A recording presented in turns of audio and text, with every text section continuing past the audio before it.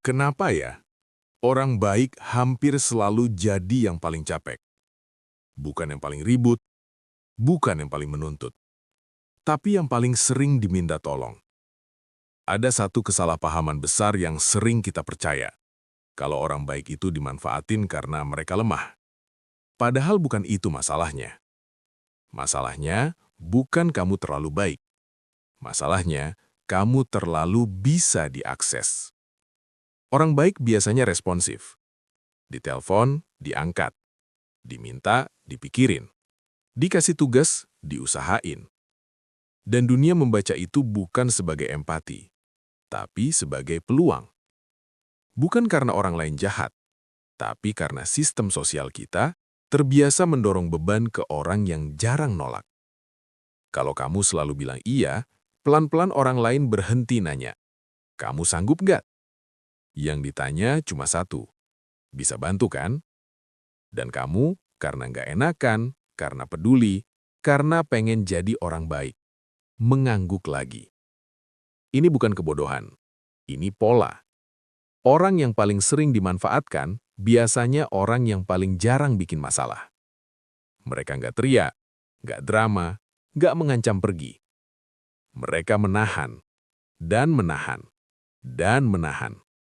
Sampai capek itu numpuk.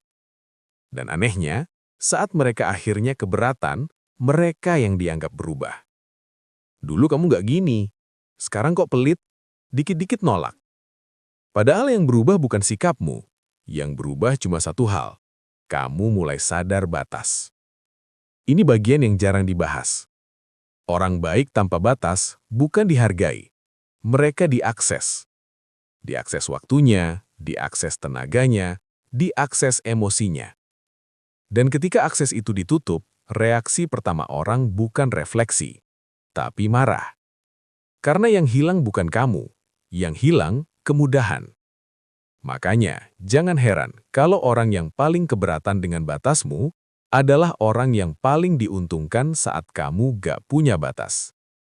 Punya batas bukan berarti kamu jahat. Itu berarti kamu mulai adil ke diri sendiri. Dan ini penting. Kalau kamu capek, itu bukan tanda kamu gagal jadi orang baik. Itu tanda kamu manusia yang terlalu lama diminta kuat sendirian. Orang baik tetap bisa baik, tanpa harus selalu tersedia.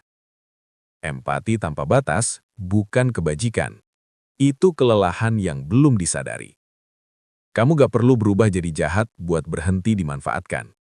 Kamu cuma perlu satu hal, batas yang jelas. Ingat ini baik-baik. Masalah orang baik itu bukan hatinya. Masalahnya, akses ke mereka terlalu bebas. Dan kamu berhak menutupnya.